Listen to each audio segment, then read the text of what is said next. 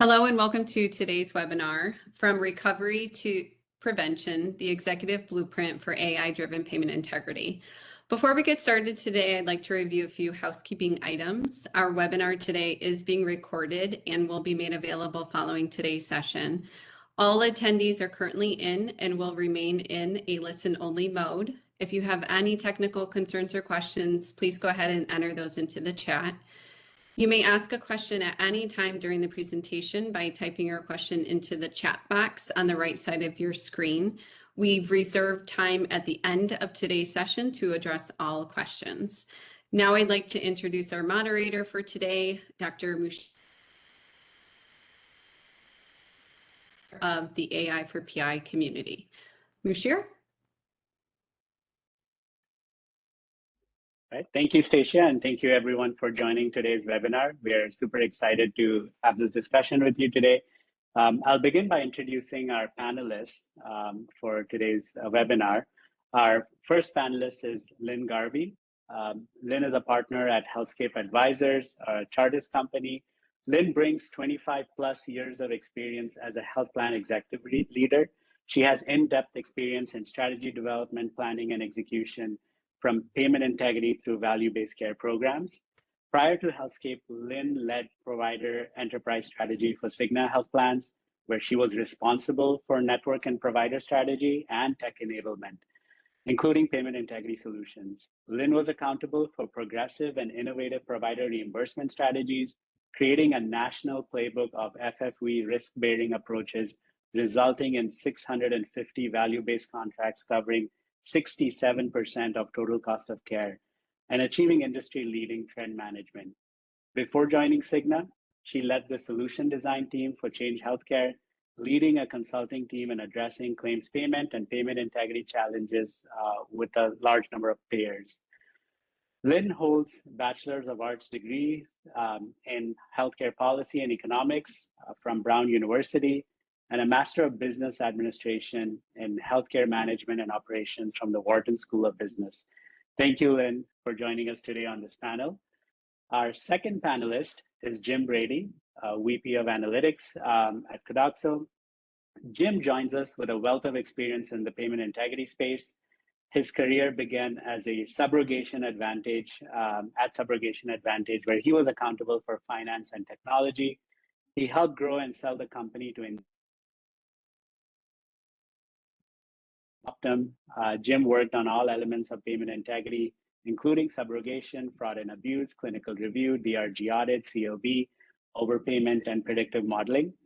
Jim later served as the VP of Payment Integrity for Blue Cross Blue Shield of Minnesota, where he consolidated all payment integrity teams, delivering significant performance improvement. After Blue Cross Blue Shield of Minnesota, most recently, Jim served as a general manager for the commercial-facing payment integrity business at Carelon, a subsidiary of Elevance Health. So Jim, thank you so much for joining us today on this panel as well. With that, I'll move into our agenda for today.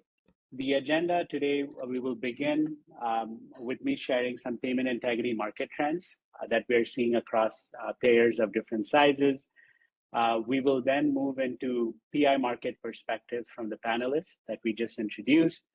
We will then have a discussion among the panelists, a Q&A session, and then we'll open up to the audience for a general audience Q&A as well. So with that, we'll jump right into the payment integrity market trends. So if you look at payment integrity, the industry as a whole today, we are currently at a very, very critical inflection point. If we combine data from CMS and private institutions, it's estimated that the US health insurance system processes about 3 billion claims annually.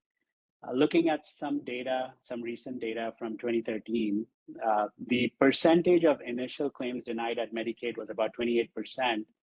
Medicare was at 7%. Commercial plans were closer to 13%, and the industry average was hovering around 15%.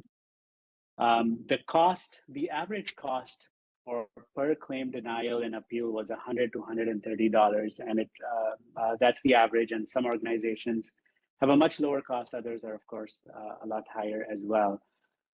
The payer impact of this was about $2 to $13 billion, the cost of denied claims for a large payer. The reprocessing costs across the entire industry was at about $17 billion.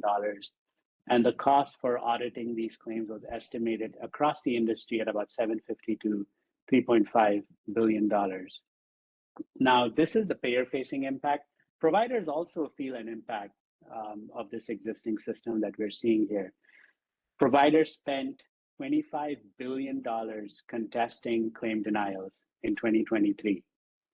On average, for every 10 providers, there are 4.6 full-time employees just managing the denials that they're facing, trying to go through the appeal process, reconsideration, resubmitting those claims, trying to get paid for the care that they've already provided to their patients.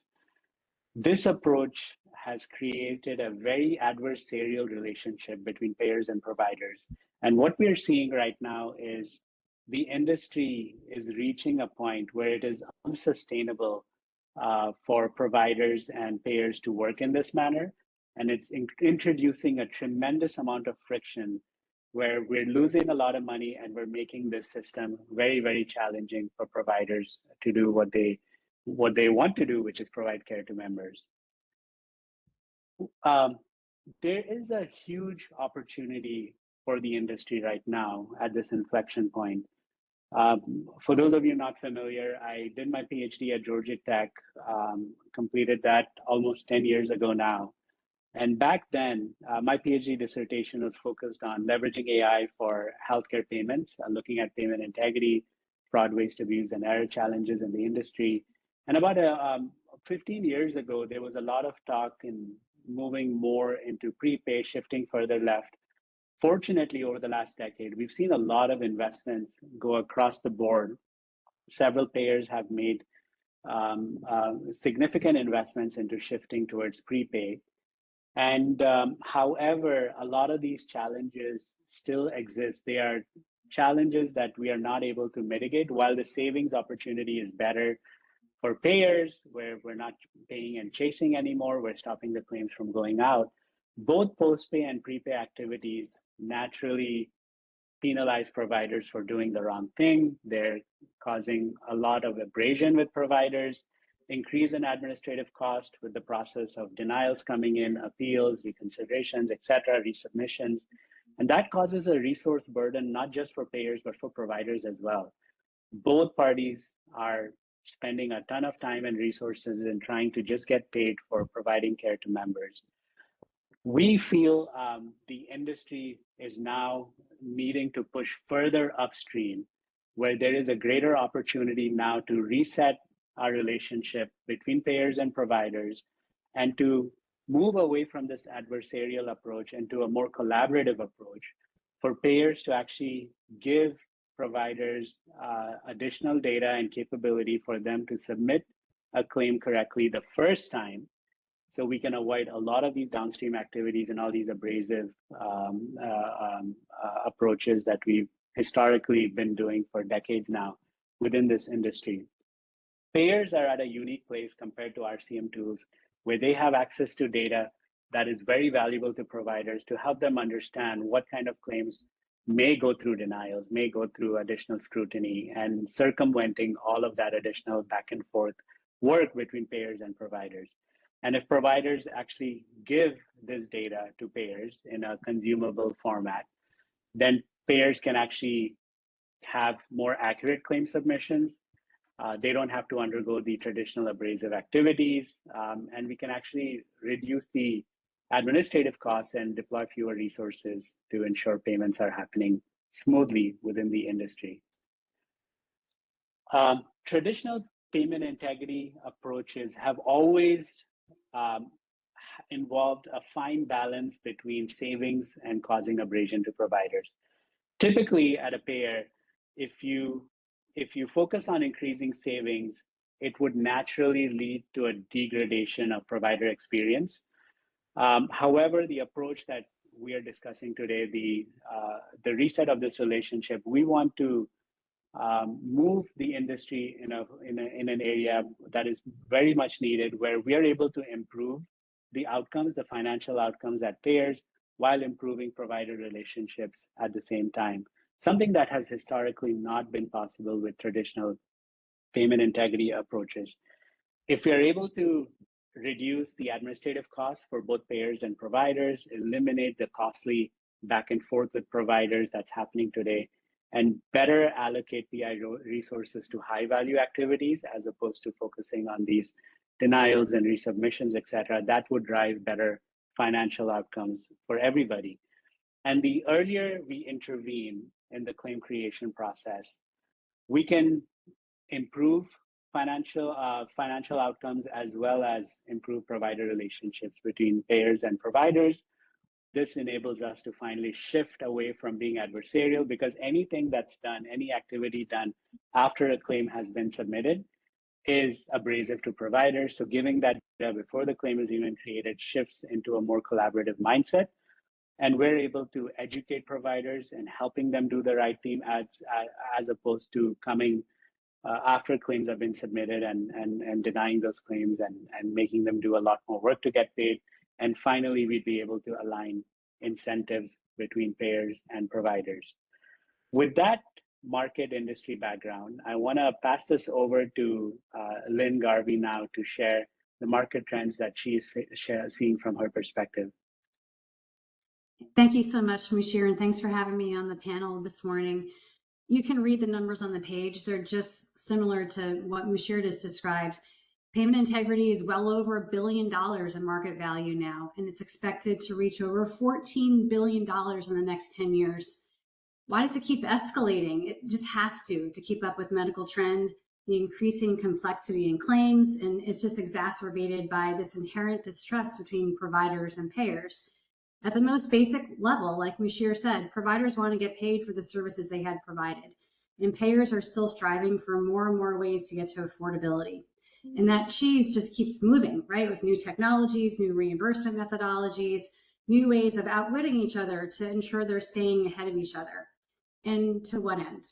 Healthcare trends are still escalating, and all these PI practices have many times resulted in lots of abrasion between providers and payers, who are at the same time trying to collaborate with each other around value-based care.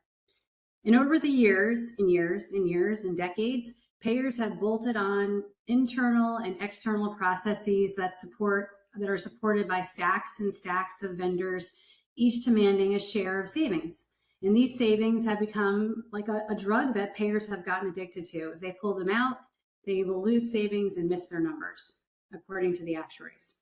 You heard Musheer say that I worked very heavily in the PI space more than a decade ago at Change Healthcare, and I moved over to Cigna, where I had led value-based care and provider strategy. I thought I was leaving PI behind me, and I kind of did that purposely because I felt like, there's the water comes back to the same level. It's a whack-a-mole game. Like you take from one side and push the balloon out in one side, it comes out the other side. Basically, I didn't feel like I was doing any good for healthcare that way. But you know what? In the last 12 months, I really have been excited about what I'm seeing going on in PI. It's really been a time like no other, and I'll tell you why. First is the rise of technology. And I'm not the one to speak about that, Musheer and Jim will, but all of this Gen AI, predictive analytics, machine learning are ripe to make a really disruptive change and transform PI. And second, the costs just keep going up. It's unrelenting. Payers have to do something. They have to get some modernization to the way they're doing this and not just pull along all of the stacks and stacks of bolted on solutions that they've had. And lastly, the tragic death of Brian Thompson has made a mark on the industry. The climate's different today. There is a heightened sense of awareness and attention to the impact of denials and what they're causing for patients and for providers, and really for the payer's own SG&A. Can you go to the next slide? First, I want to level set in what I mean by PI. These are all the places inside of the payer where you see it. There's correct coding, there's claims editing, and a primary and secondary editor. They do itemized bill reviews, DRG audit, COB, subrogation, and traditional fraud, waste, and abuse for really the egregious and types of fraud that does still go on and is probably the root cause of a lot of the healthcare inflation. So just to level set in what we're talking about. But on the next slide, you can see how this manifests itself in the claims continuum. Page down. If you just focus your attention on the circles that are going across the middle of the page, that's how claims are adjudicated. And they come in from the provider, they go through a clearinghouse, they go through a gateway, they make sure the member's their member, they make sure the provider's their provider, they check for clinical appropriateness if there is an auth required, they go through some pricing and benefits are applied through adjudication, they're paid, and they hit a bank account and they go out the door. Well, across this continuum, there are dozens and dozens of places inside a payer system where there is PI, both internally, externally, through many, many vendors. And importantly, as you can see from the picture, they lean right, meaning that payers are many times looking for savings post-payment and pulling back those payments that they already made to a provider. When I'm working with my clients, I call this a Frankenstein slide, because it's like rarely do payers really appreciate the monster they've created with all of these processes and vendors that are bolted on to their systems every which way. And what's happening is that their SG&A costs are running out of control. They're paying escalating contingency fees, and they just don't have a sense of accountability throughout the system. Can you go through the next slide? So how should we fix this? What am I excited about in terms of what's going on in PI? Well, I never thought I'd say this, but I think we can really do something materially to change healthcare through PI. And I'm the value-based care girl, and I never thought that I thought PI was going to be the thing that's going to change healthcare, but I think it can. Because I think we can be much smarter about how we maintain our payment policies, our coding guidelines, our contract language. Those are all rules by which we pay claims. And we can give those rules to the provider so they can send those claims in considering those rules in the first place by using technology and all of the advanced analytics that we're going to talk about today. And do so in a way that we can still get to the right medical costs, but do in a way that's not causing a lot of abrasion and is minimizing our OpEx. So first, payers are moving left, like Musheer said. They've been doing that for a long time. But now it's just more than just moving from post-pay to prepay, which isn't really doing much for the provider, but going from prepay to the gateway to the EMR. In COB, that looks like the primacy checks up front so that the payers are using the right eligibility from the source and claims are paid correctly thereafter. In clinical auditing, that means for DRG and IBR, we're moving that prepay by being more precise in how we're selecting claims, reducing false positives, so that claims are reviewed prepay in a much quicker fashion. In claims editing, that means bringing edits all the way up front past the gateway to the EMR and collaborating with our provider partners to actually put them into their systems so they send the claims in considering those edits. Second, providers are moving in. And what I mean by that is taking control. Payers want to take back from vendors this wide net approach of applying policies and reviewing DRGs and IBRs, which is the root cause of a lot of provider abrasion, just over selecting of claims. While they may not be able to bring all the tech completely in-house, there are many vendors that payers may use that are now offering tools that can be called through APIs. They're creating much more efficiency through AI and much more accuracy in reducing false positives. And third, communication. The payers are doing a much better job these days pulling the providers into the process, proactively planning together, creating dashboards and creating shared vocabulary and goals about how they want to work together, with the ultimate goal being that a claim that's going to be denied will never make it to the payer's platform in the first place. So next slide. Where we're ultimately going is this world where we're redefining savings from this aggressive Cold War world where there was these tremendous savings targets to a place where savings could be zero.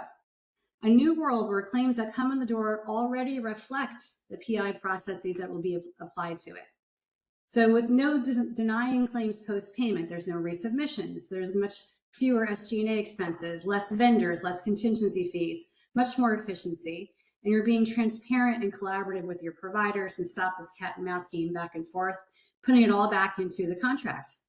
Because ultimately, in the current world, let's all face the fact that really providers are not leaving that money on the table, right? All these aggressive savings targets come back in the form of some rate increase that they're going to ask for the next year. So can we create a world where in PI, there's a value-based agreement, providers are rewarded for sending in clean claims, and we avoid all the SG&A back and forth. So in the next slide, this is what it looks like.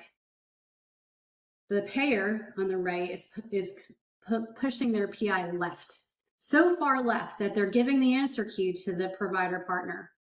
And the providers on the left are moving right. They're getting smarter about making sure their claims do not hit any edits, do not hit any of these PI processes, and it will not be denied and ultimately reversed.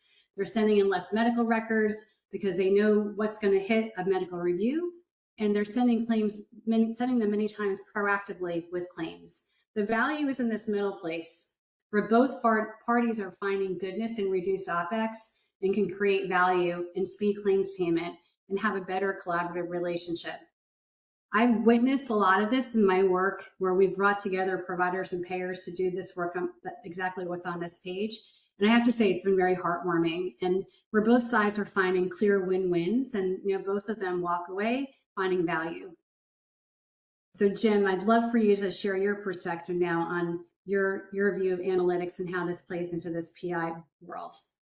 Yeah, thank you, Lynn. And just by way of background, I've been working in analytics in healthcare since the late 90s, and it's been a really interesting journey as I just think about how technology has changed. When it was a big deal to be able to do a secure data exchange with the customer, to HIPAA and the 4010 format and how that changed things. In the mid 2000s, we started experimenting with machine learning. And at the time, there weren't really many schools that you could look at that you could find talented, what we now call data scientists. At the time, we didn't call them data scientists. Using data appliances all the way through into the 2010s when we started playing with NLP and how can we apply machine learning to text, to today with Gen AI. And each of those phases has been a real transformation. And when you look at that market today, that 1.595 billion number in 2023, I think is probably understated. There is significant spend today in the healthcare space. It is growing aggressively. There was an article on May 5th in the Wall Street Journal, and United Health talked about the fact that they have over 1,000 AI use cases in use in production today. That's an enormous number. You see the adoption barriers, that reflection of 41% of payers cite a lack of in-house expertise. I think that's reflected in what's happening in our education market today. So, historically, you would go to Carnegie Mellon, MIT, Berkeley, Stanford, Harvard. You would go hire a really smart computer scientist statistician. Today, if you look across most major universities, they have a data science program. So we're getting this influx of talent of really, really smart people coming into the market. The other challenge that exists when you start thinking about AI is what's the cost? And it's an important consideration to keep in mind.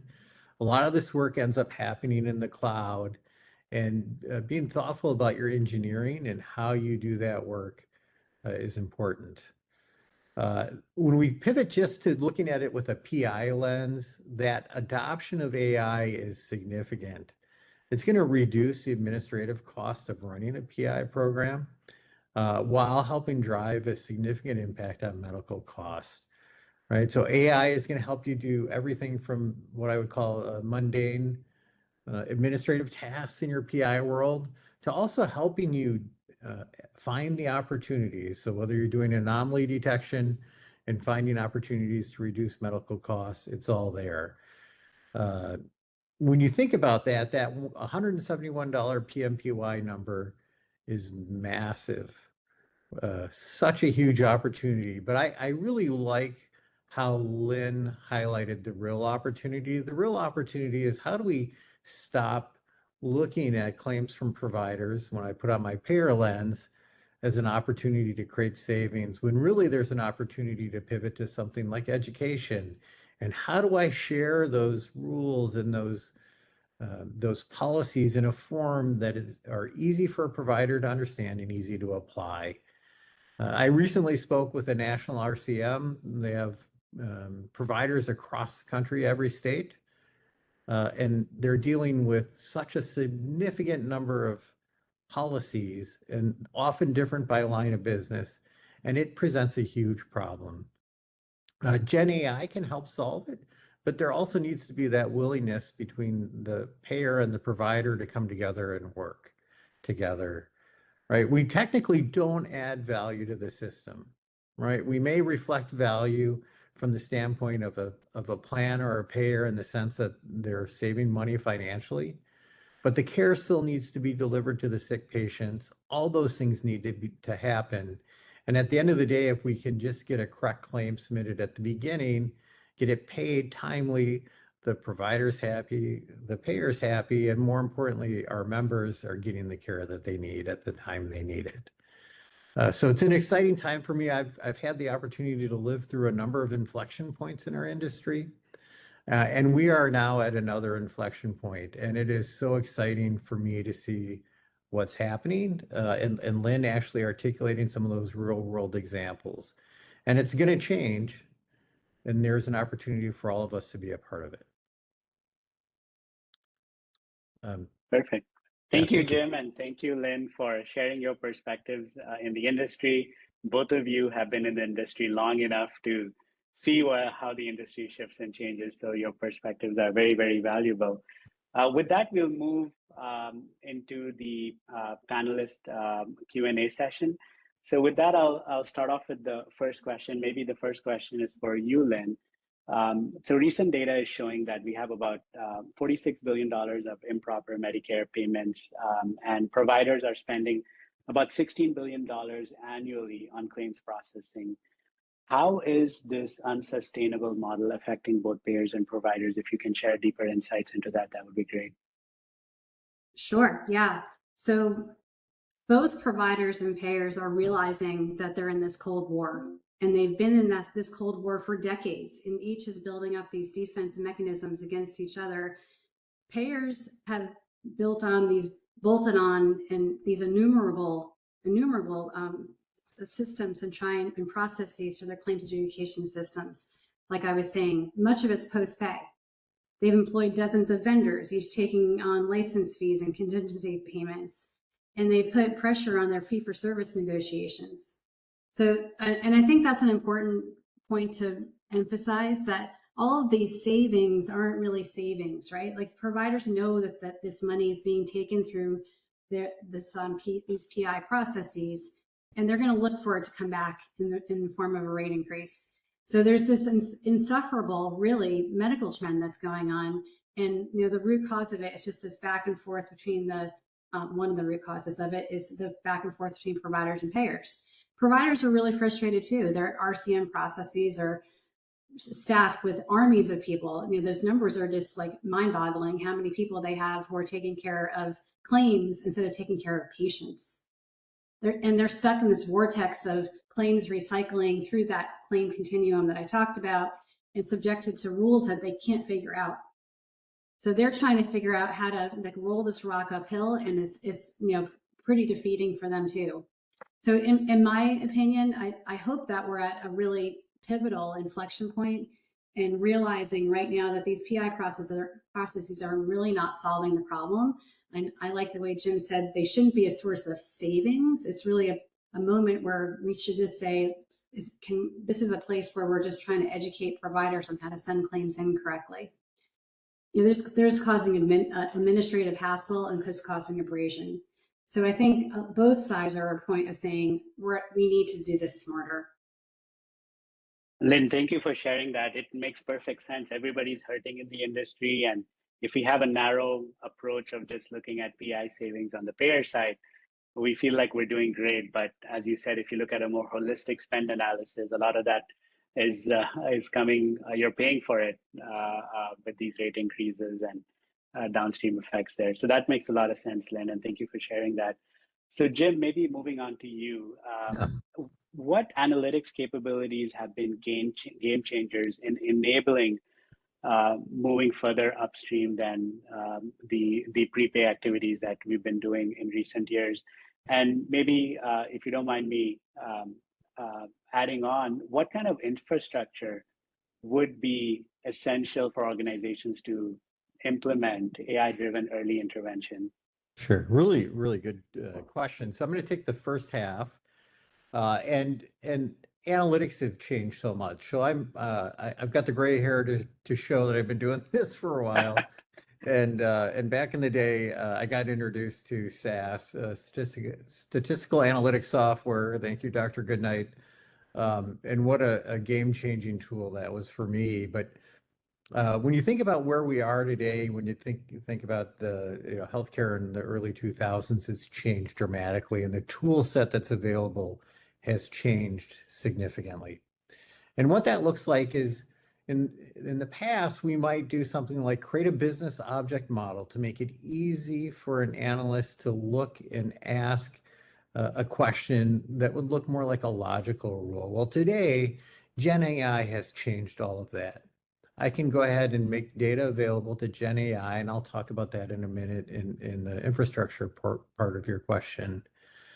And I can interrogate that data using natural language, and the Gen AI engines are smart enough, as long as you have decent prompt engineering, to enable an end user to interrogate the data and ask questions and get answers, and not only ask the first question, but ask subsequent questions. And it's such a different experience than the way we did our analytics 20 years ago. So what does that mean? That means I can find patterns faster. I can see things changing in the data really rapidly. And it gives me the opportunity then to formulate a response. So when I see something new, I can use that interface to interrogate the data that comes in, understand what's happening, and it's pretty easy then to do some outreach and say, hey, we're seeing this evolving trend.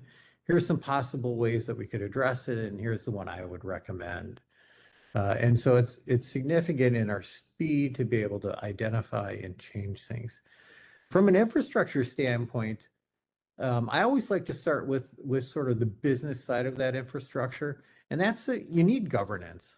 I entered PI when it was a little more like the Wild West, and we didn't always have the appropriate governance. So maybe we made a mistake or two, not intentionally, but had we had thoughtful governance, I think that would have made a significant difference. And obviously, I think most companies do that today. But really important when you start to get into using AI and Gen AI, because the power to change things and to impact things is significant. As I like to say, you never get in trouble for paying a claim, but boy, you can get in a lot of trouble if you deny a claim. And so having some human intervention in the middle is important. On the technology side, if you look at the national players on the cloud side of the world, they're all good at working in the healthcare space now. So when cloud first started, everyone was worried about HIPAA. How do we stay HIPAA compliant? Today, that's not really an issue. The companies know how to do it, whether it's Microsoft or Google or AWS, pick your cloud partner. What becomes more interesting is how do we do things like Gen AI when we have to leverage these large language models and do it securely?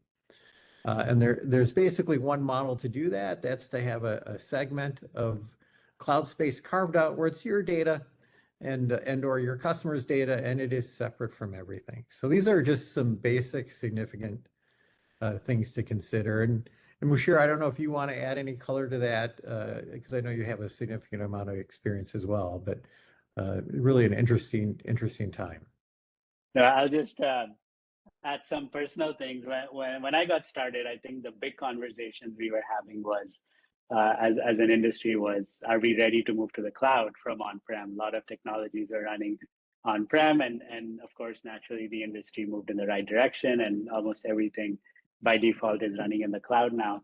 I know when I graduated from my PhD and had started having conversations with payers, I had to go on an educational mission to talk about what is AI and why you should be using AI. And there was some hesitation from a lot of people. I don't understand what it is, and maybe we shouldn't be adopting it. And now, of course, the bar in the industry has raised, and everybody is well informed on what's AI and they want to leverage. And I think, as you're saying, Jim, we're going through this same transformation from machine learning capabilities now to generative capabilities in the AI world. So there's a huge potential that can be unlocked now with this next level of transformation. So I'm equally excited as you and Lynn are to see what are some of the things we can accomplish in this space, leveraging some of these newer technologies, just as we have as an industry with those prior capabilities as well. So my next question will be addressed to both. So how are payers measuring success in these transformations beyond just the direct cost savings that we are aware of? I can kick that one off, Jim. I think there's three ways that payers are measuring success. You know, historically, it's always been about the medical costs, right? And I think now there's a heightened awareness of SG&A costs and contingency payments coming in the form of clearinghouse, you know, the cost to deny claims, the cost to reverse and reprocess them, all those, the cost of those medical record reviews. It's not free, right? All this PI processes are really creating a lot of drain and waste in the payer's environment. So that's one thing. The second is the cost of provider relationships.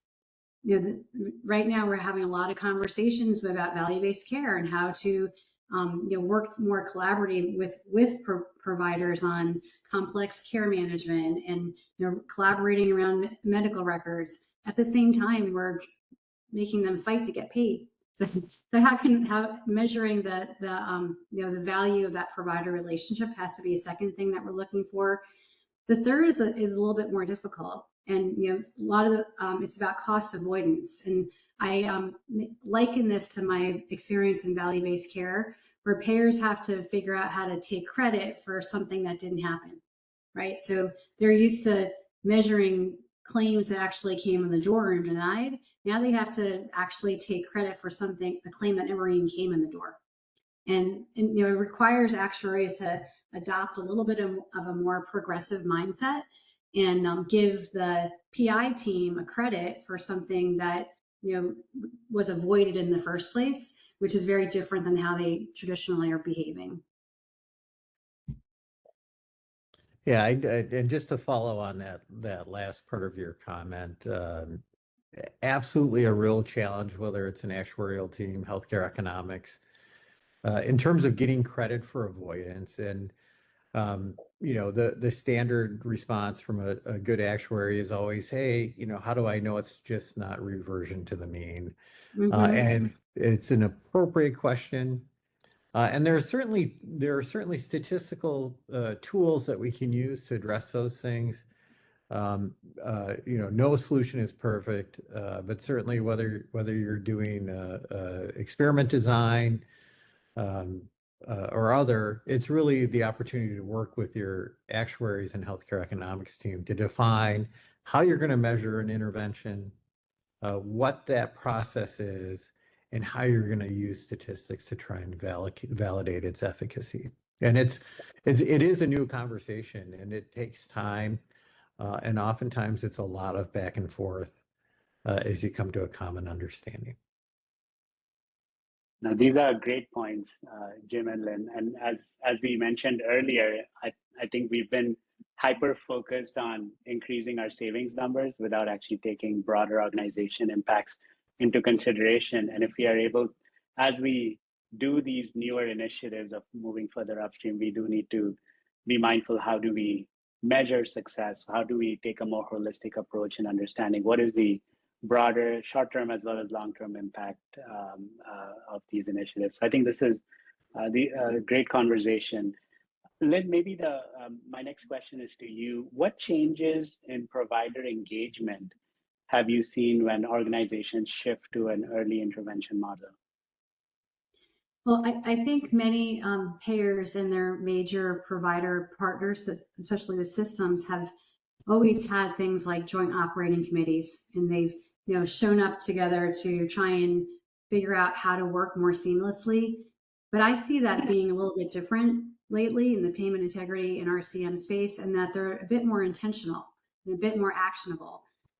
And what I find interesting is like really trying to understand each other and each other's vocabulary, because many times I think they're talking past each other. They have dashboards and reports that are meaningless to each other and really aren't actionable.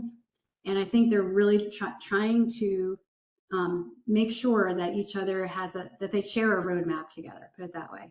And they're thinking about KPIs and goals in a different way, that in which they are both benefiting. They're being more communicative and more transparent. And they're what I really like is when I see a payer allowing for a time for providers to comment about policies that they're about to implement, and give them time to prepare for new policies. Essentially, giving the providers the answer key. And I had a client recently who said to me, I just want to hand over all the rules to the providers and have them just code the claims that way, because that's how that would avoid all of this work on my end. So it's really heartwarming to me to see that happen, because it is the right thing for healthcare. No, 100% agree there, Lynn. I think we need to have this more collaborative approach, as we've talked throughout this webinar, on being more transparent and open and making it easier for providers. I think it was great to see those examples and hear of them that you just shared. So Jim, how can payers quantify improvements in provider relationships? Great question. So, I'm very familiar with NPS. There's the industry standard measures that exist, but NPS is a fantastic way to think about how an outside party that is integral to your business thinks about you. Healthcare historically, overall, has had a relatively low NPS.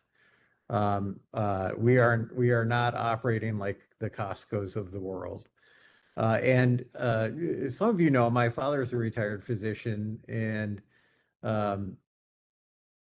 he didn't like some of the payers he got to work with because of the challenges that they provided for him in terms of running his business, and so he got to experience that conflict side of things between payers and providers. And so that NPS score is really interesting. There's a lot of standards out there. It's not hard to implement in terms of surveying your network. But the other piece that I think has become even better today is the AI techniques to do sentiment analysis. So if you're at a payer and you're actually recording those phone calls with your providers, it is an unbelievable wealth of information. And you might be surprised at what you learn if you're not looking at that today. The cost of doing that type of analytic work has come down significantly, and it is incredibly insightful and beneficial for a network team and a payer overall to look at it. That is very interesting, Jim. I've not heard of too many payers actually doing that kind of analysis on the call data. We should have a study in the future on what do we find in general through these analyses. So my next couple of questions will be more further looking forward. The first one is, what barriers do we still see that are currently existing in this industry in implementing prepaid programs in payment integrity? I'll start that one off. I think the first thing I'd say is that just a logistical one, that I think there's on the payer side some fear, and that that manifests in a couple of ways, like just the fear that they're not going to get some data if those claims aren't sent in, or there's some utilization that they won't see, that really we should think about getting a better way than having to get it through this claims process, if it will be not paid anyway.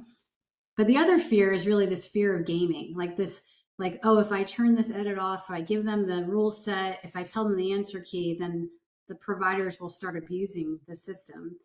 And that's a real fear. And there are bad apples. I mean, I want to make sure we say that I don't think we're advocating for payers to just turn off PI completely and put down all their systems and call it a day. There's still ED upcoding. There's still providers abusing modifiers. They're still trying to there's still some bad actors who are still doing the wrong thing. And I think that, we'll always need some form of PI in the payer side to make sure that there isn't anything that is insidious going on. But I think, like, inherently there has to be this moment where we say, okay, we're going to have to first trust and then just check on the back end to make sure there's nothing untoward going on. The third thing I would say that's a barrier is figuring out who pays for this. And, like, what's the revenue model? If you're putting this burden on the provider to now check the claim against all of these edits and checking the right COB, member eligibility, who's paying for that? Because traditionally right now the payer's doing that in all of the PI processes. If we're shifting that to the provider, how does that happen? That's the things I would think about. Yeah, and just to add on those comments, certainly having worked on the payer side a few times, we may have felt that our PI solutions gave us a competitive advantage. Mm-hmm. And true or not is a fair question, but that was the belief, like, we're so much better than everyone else. And having more experience now, I would say, yeah, maybe not. But certainly that belief creates challenges, right? Because you're trying to defend your position in the market. You're trying to defend really the value of your business. And often PI is considered to be at the margin. And so that financial component always is important because the numbers tend to be really, really large. And so there is this shift of how do we stop thinking about, billions of dollars of savings and start thinking about billions of dollars of SG&A savings because we're getting clean claims and we're still validating that, Dr. Bob is not, committing fraud and taking us to the cleaners. And it's not going to happen overnight, but I do believe that shift is coming. No, great points, Jim and Lynn. And yes, so I think majority of providers are just trying to do the right thing. And a lot of these interventions will be extremely helpful for them in reducing the administrative cost and time that it takes for them to just work through the payer claim payment process. But there will be a few providers who will continue to game the system, and we do need existing PI initiatives for them to continue. So maybe my last question for the panel here, where do you see the industry in 3 to 5 years regarding shifting further upstream? Yeah, I can start on that one, Lynn. I know the industry is looking at engagement upstream. So whether that's going to an RCM, whether that's being much more transparent with providers in terms of what policies are coming, but more importantly, when we implement a policy, how are we going to implement it in the claims adjudication system, right? It's one thing to publish a 20-page policy, but actually being clear on what does that mean from a claims submission and adjudication standpoint is really, really important. So those things are going to happen. I am still unsure who's going to lead that charge. It will be really interesting because there are certainly payers and vendors looking at it, but it will happen and things will begin to transform. And as that process happens of clean claims coming in, those PI dollars are going to start to go down. But that's actually, I think, going to be a positive outcome in most cases. Yeah, I wonder if there'll be more universal rules by which claims are paid. And like you said before, Jim, like having different rules for every payer and then different rules by lines of business sometimes is maddening to providers and seems nonsensical sometimes. So maybe some of this will, bring about some organization to create some standards and how we pay claims a little bit differently. And so it's all more uniform and predictable and understandable to providers. Makes a lot of sense. Jim and Lynn, thank you so much for sharing all your perspectives on these. We will get started with the audience Q&A, but prior to that, please do, for those of you attending this webinar, please do put your questions in the chat and Stacia will start curating those questions. And while she's doing that, I want to take a moment to actually talk about an upcoming in-person event. So this webinar has been hosted by the AI for PI community. And the community is just like-minded individuals who are on different places of their journey to adopt and leverage AI. And our goal as a community is to put forward informational content as webinars or even in-person events for anybody in this healthcare payment industry to understand and leverage AI. So our next event is happening on June 2nd and 3rd in Atlanta. And we will be focusing exactly on what we spoke about today, is how do we get earlier upstream into the payment process and collaborate with providers to drive a significant amount of improvement into those relationships. So we do have a website, aiforpaymentintegrity.com. So please do visit, register for that summit. If you're able to attend, we'd love to see you there in person. Our keynote speaker for this event is Congressman Jay Obernolte. He is the co-chair for the Bipartisan House Task Force on Artificial Intelligence, and he is a strong promoter of leveraging AI for healthcare payments, and he will be giving our keynote session. We'll also have several great speakers there, like AJ as the CEO of Capital RX. Lynn will be speaking there again, diving deeper into some of the things she spoke about today. We do have the Chief AI Officer for Health and Human Services, Kelly Bennett from Florida ACA, Joanne from Gartner, and several other people who will be speaking. So we'd love to see you all there at the summit at Atlanta. And if you do belong to a payer, then your registration is covered by the community. So we'd love for you to be there. With that, I'll pass it on to Stacia to go through the audience Q&A. Thank you, Musheer, and thank you to our panel. So at this time, we'll go ahead and address some of the questions that came in during the session here. Just a reminder to go ahead and enter those over into the chat. So the first question that we have is, how can smaller payer organizations with limited technical resources begin implementing AI within their PI programs? So I can start on that question. There's really two options. So the first is you can hire a vendor, and again, good and bad. So you're going to get sort of an off-the-shelf AI solution from a vendor, and they may be able to do some customization for you and provide value.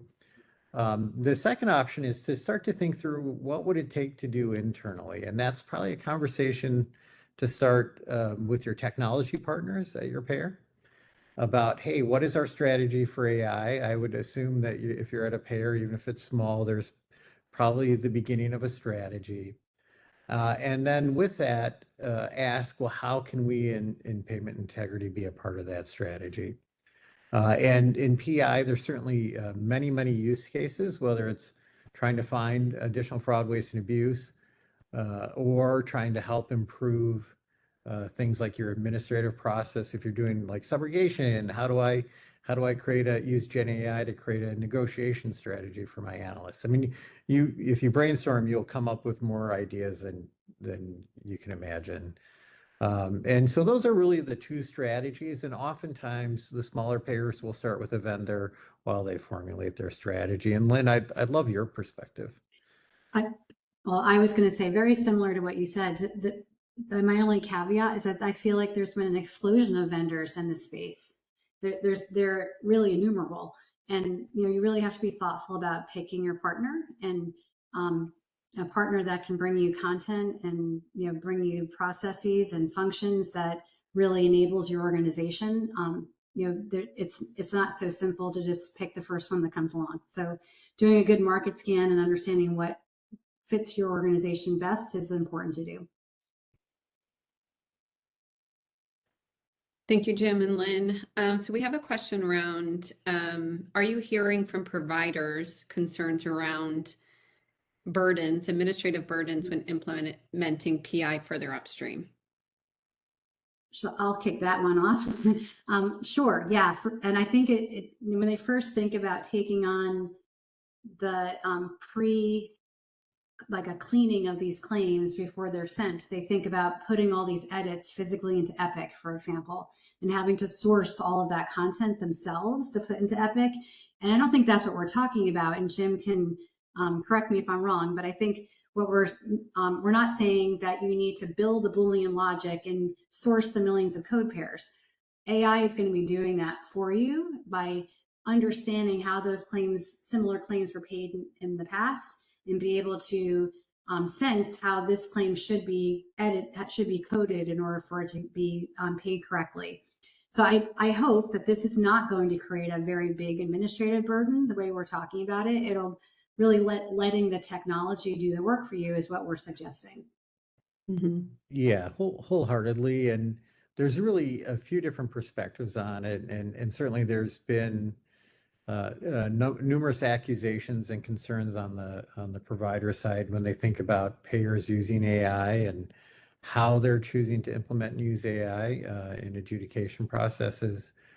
I think if you have a really transparent conversation with providers and health systems, they really just want to get paid for the work they're doing, right at the end of the day, and not get paid 90 days down the road because of all the back and forth and arguing. They want to know how they can submit a claim correctly and then get paid for it, in 10 or 15 days, and that's significant to the system. And Lynn, you're absolutely right. It's going to be AI driving those things, whether it's in Epic or whatever platform a health system's using. That time is coming, and the ability to get feedback on a claim before you send it to the payer is going to come. And then how that looks will be interesting to see, whether it's like, hey, don't send it, or you can send it, but here's what's most likely going to happen. Or some other implementation. But yeah, that is coming. And I would just underscore what Jim just said, that just recently talking to a provider and talking about this, looking to make sure that how the claim is coded before sending. He said to me, the effort that would take to set that up and create that interface to make sure that the claim is coded correctly, that just pales in comparison to how much burden I have of how many people it takes to manage all the denials I get from the payer. So they see it as okay, I'll have to figure out how to implement this new technology, but in the long run, this is absolutely good for my organization and brings back their efforts to taking care of the patients instead of just taking care of claims.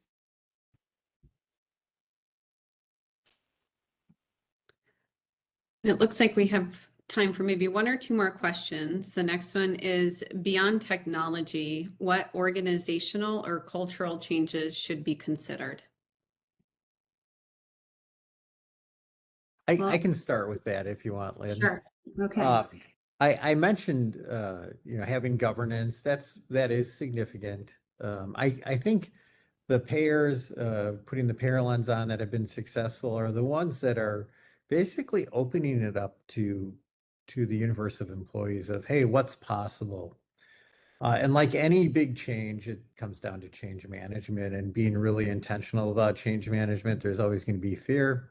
Does this mean my job's going to go away because the AI bot's going to do it for me? And I think there's a different way to think about it, is if you lean in and you help us adopt AI, we're going to free you up to actually do work of greater value. And I've seen that in practice. Right. And I would wholeheartedly agree. I think it's, less holding on to how things have been done for the last decades and, being more open to a new way of doing things, being open to innovation and creativity. Really important that they have a, solid change management inside their organization so people can adapt to this new world and trust that it will, really create more efficiency and value in the system. Perfect. And a follow-up question to the previous, what changes in skills and staffing do PI teams need to consider?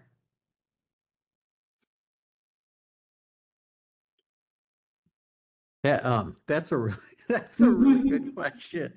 So I was never trained at an institution to do analytics.